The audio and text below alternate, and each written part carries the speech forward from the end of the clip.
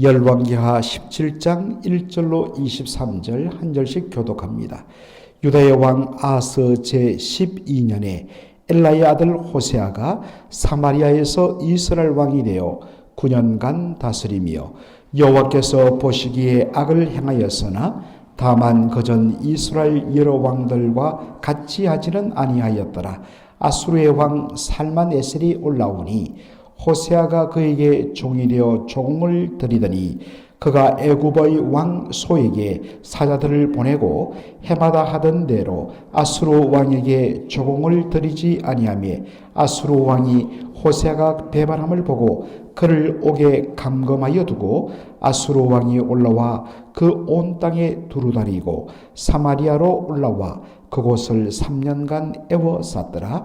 호세아 제9년에 아수르 왕이 사마리아를 점령하고 이스라엘 사람을 사로잡아 아수르로 끌어다가 고산강가에 있는 할라와 하볼과 메대 사람의 여러 고을에 두었더라. 이 일은 이스라엘 자손이 자기를 애굽 땅에서 인도하여 내사 애굽의 왕 바로의 손에서 벗어나게 하신 그 하나님 여호와께 죄를 범하고 또 다른 신들을 경외하며 여호와께서 이스라엘 자손 앞에서 쫓아내신 이방 사람의 규례와 이스라엘 여러 왕이 세운 율례를 행하였습니다. 이스라엘의 자손이 점차로 불의를 행하여 그 하나님 여호와를 배역하여 모든 성읍의 망대로부터 견고한 성에 이르도록 산당을 세우고 모든 산 위에와 모든 푸른 나무 아래에 목상과 아세라상을 세우고 또 여호와께서 그들 앞에서 물리치신 이방 사람같이 그곳 모든 산당에서 분향하며 또 악을 행하여 여호와를 경노하게 하였으며 또 우상을 섬겼으니 이런 여호와께서 그들에게 행하지 말라고 말씀하신 일이라.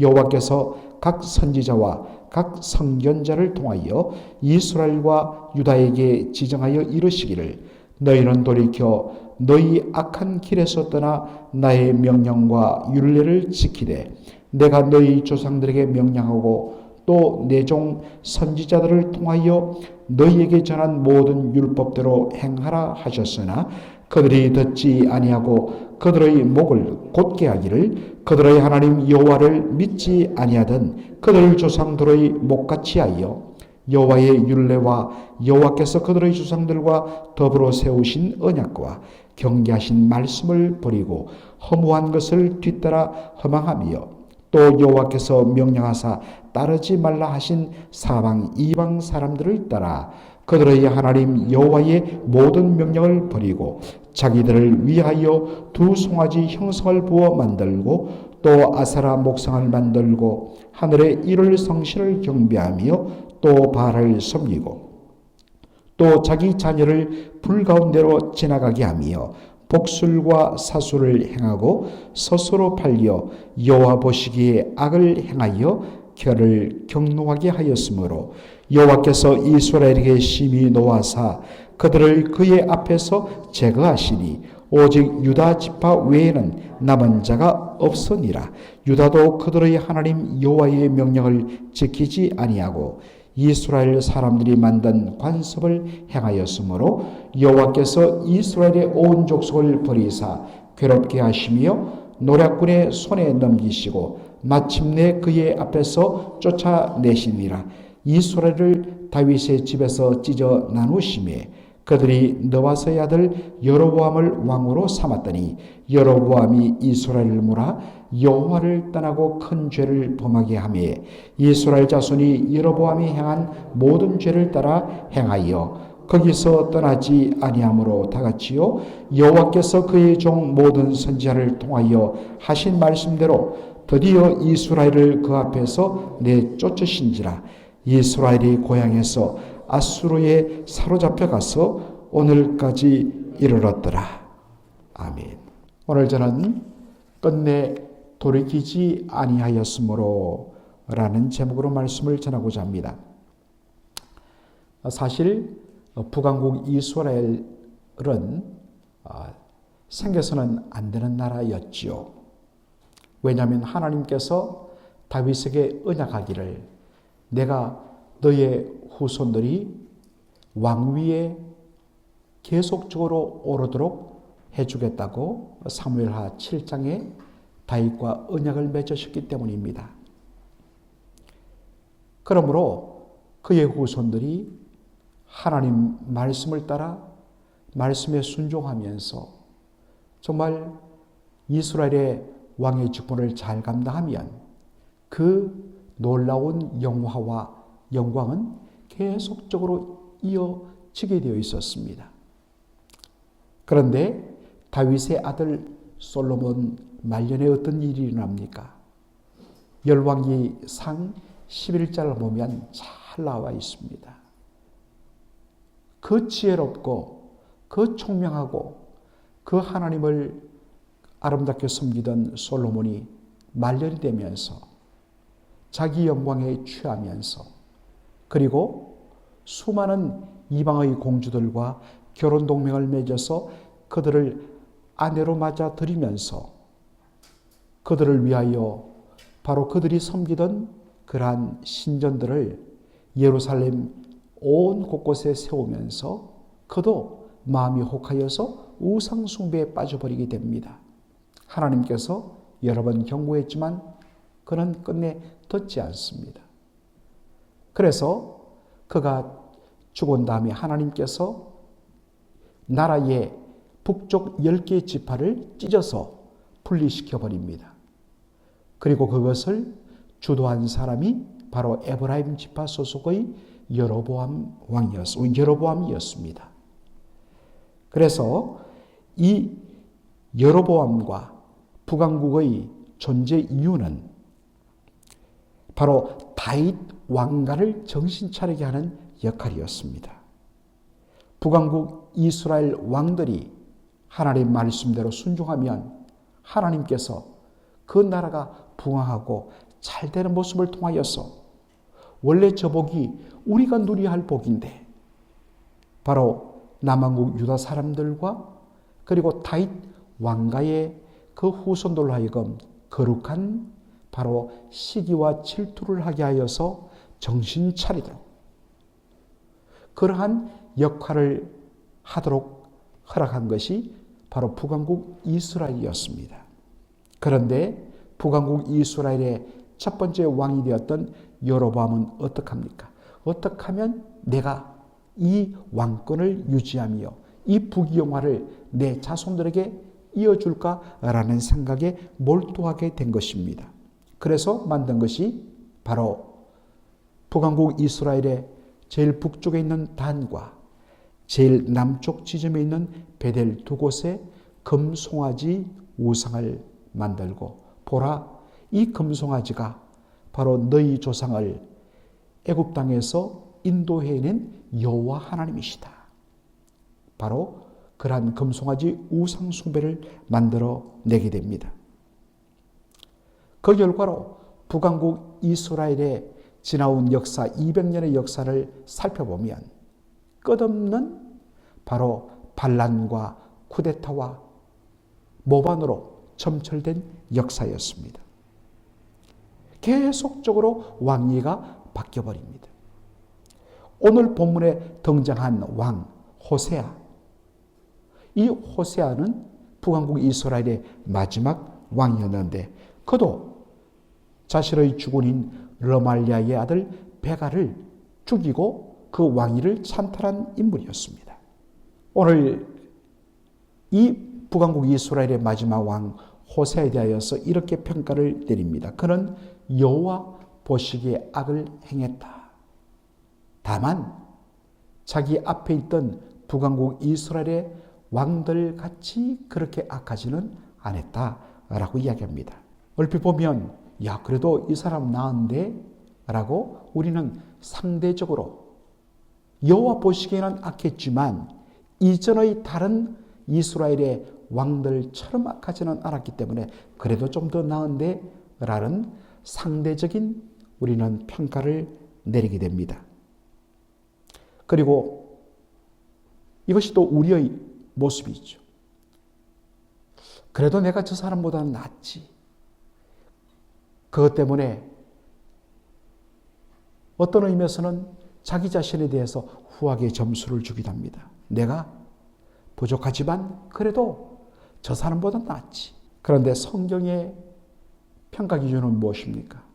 하나님께서 어떻게 보시는가입니다. 자꾸만 어떤 면에서는 하나님을 의식지 않으면 우리는 사람 옆에 있는 사람과 비교해서 그래도 자신이 나은 것에 우쭐하며 만족하며 살아갑니다.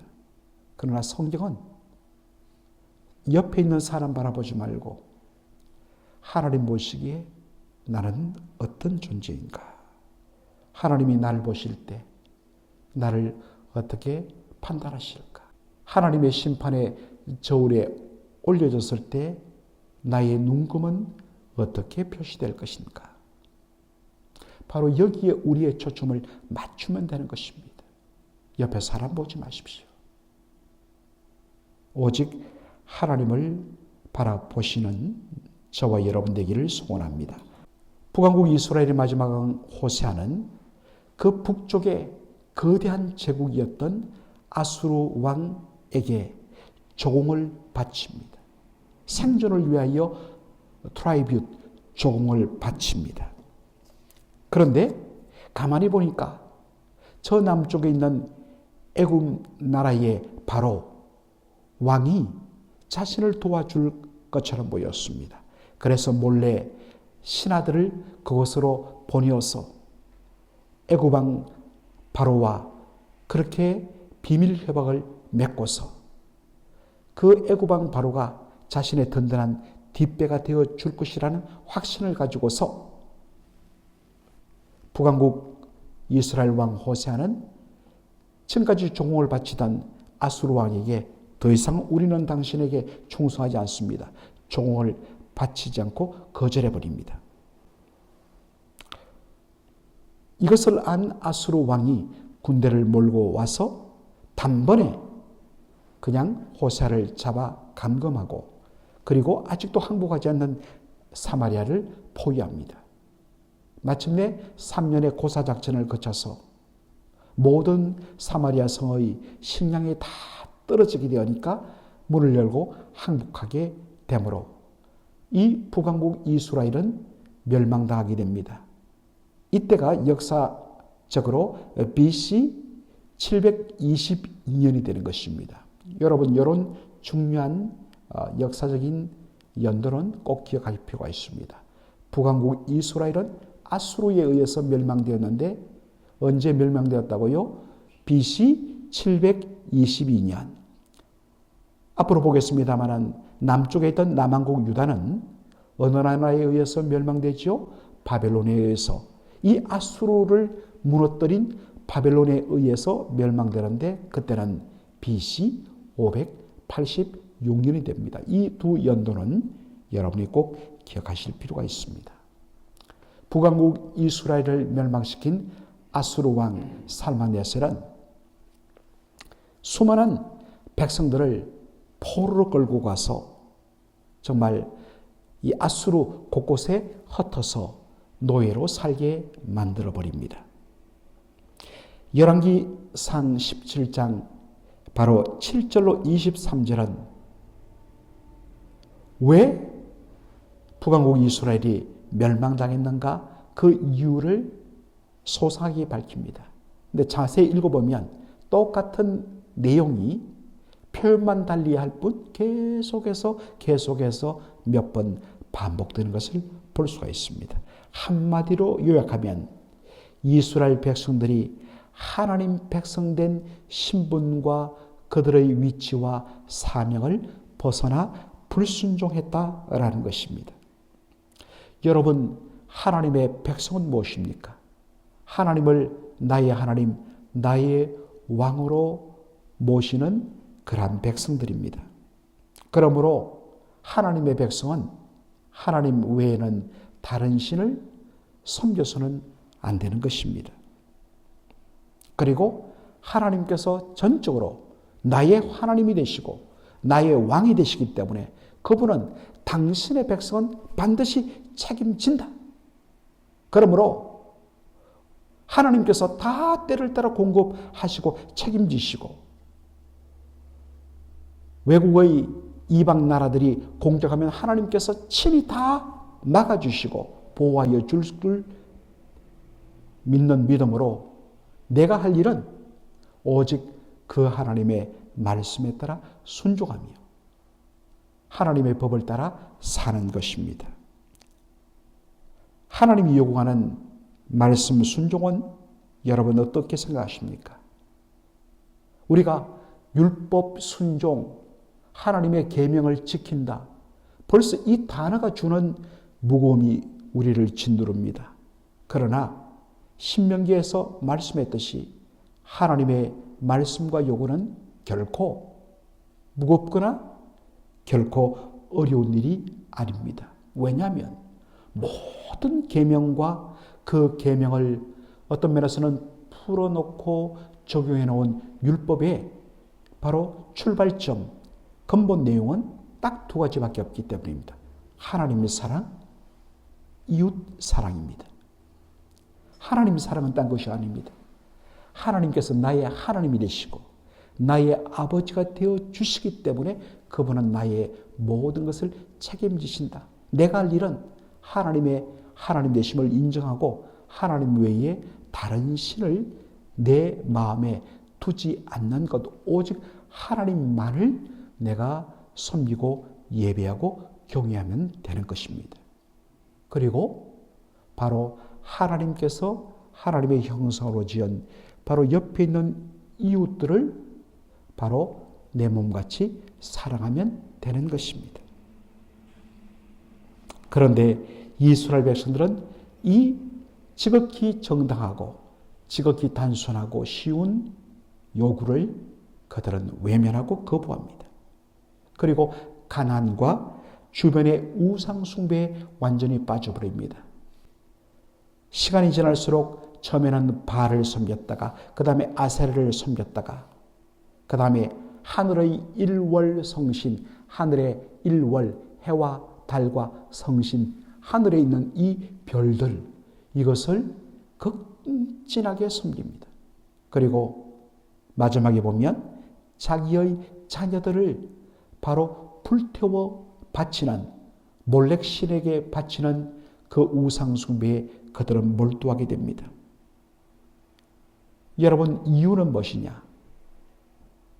이 모든 것은 다 자기의 번영과 이 땅에서 잘 먹고 잘 사는 데 관련됩니다. 어떻게 하면 더 많은 축복을 받고 더 많이 어떤 면에서는 부귀영화를 누리게 될까? 그것을 위하여 더 많은 신들을 섬기고 더 많은 정성을 바치는 것. 하나님 사랑과 이웃 사랑보다는 오직 뭡니까? 나 자신 사랑. 이 타락의 본질, 죄성이 뭐냐면 자기 사랑이거든요. 그러니까 옆에 있는 이웃들은 그저 나의 행복과 나의 번영을 위한 도구요. 필요하면 얼마든지 짓밟아 착취하는 대상으로 여기게 된 것이죠. 하나님께서 수많은 하나님의 사람들, 선자들을 보내어서 그 악한 길에서 떠나서 돌이키도록 하나님께서 요구하십니다. 이것이 회개입니다.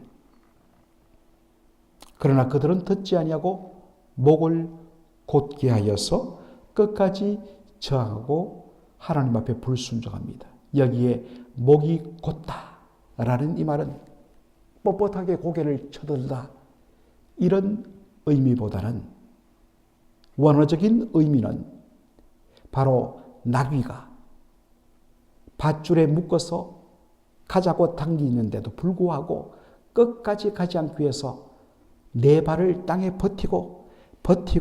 버티면서 나중에는 질질 끌려갈 때까지 버티는 것. 이것이 바로 목이 곧다라는 말의 의미입니다. 끝까지 불순종하고 버티면서 우상 숭배와 온갖 못된 죄악에 빠져 살다가 마침내 하나님에 의해서 멸망당하는 것을 보게 되는 것입니다.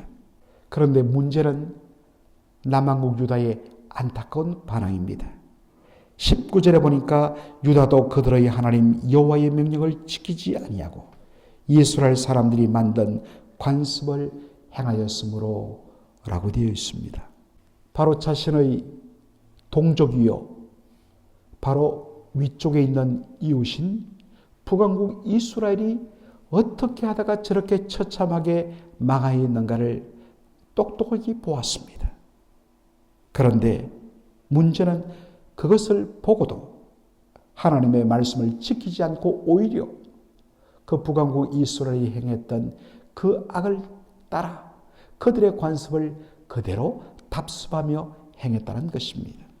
그래서 남왕국 유다도 결국에는 바벨론에 의해서 BC 586년에 멸망당하고 만 것입니다. 여러분, 우리가 낚시를 하다 보면 당겨 올리다가 잡는 순간에 그만 뚝 입이 날아가면서 물속으로 빠져가는 것을 종종 봅니다. 아까워요. 참 괜찮은데, 어떡하지? 그리고 또다시 낚시를 던집니다. 그런데 좀 있다 보면 어디서 많이 본 놈이 올라와요. 보니까 막 입이 또 떨어져 있어요. 바로 직전에 내가 잡다가 놓친 물고기예요. 입이 다 떨어져서 혼났으면 이제는 그 미끼 근처에는 얼씬도 말아야 되는데 어떻습니까? 그래 놓고 또 물어버립니다. 이런 어리석음이 우리에게 있지는 않는지 하나님께서 수많은 사건과 사고들을 통하여서 우리들에게 하나님 원익을 보내주십니다. 정신 차리라. 저렇게 너도 따라가다가는 큰일 난다. 그런데 그것을 무시하고서 똑같은 그러한 일들을 반복하다가 함께 무너지게 되는 것입니다.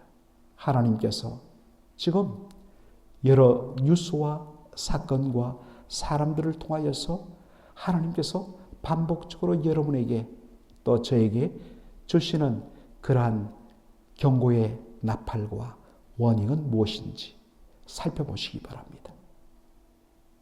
바로 우리가 이렇게 새벽에 나와서 말씀을 묵상하고 기도하는 이유도 어떤 의미에서는 더 영적으로 민감해져서 무엇이 하나님 앞에 기뻐하는 일이며 어떤 것이 하나님이 싫어하시는지를 바로 더 민감하게 센시티브하게 우리가 받아들이면서 하나님의 백성에 합당한 삶을 살게 하는 바로 그러한 참 좋은 어떠한 수단이 되기 때문에 우리가 이렇게 새벽에 나와서 말씀 보고 기도하는 이유가 있는 것입니다. 오늘 여러분의 삶 속에 이 말씀이 참 복된 양식이 되기를 주의 이름으로 축원합니다. 아멘.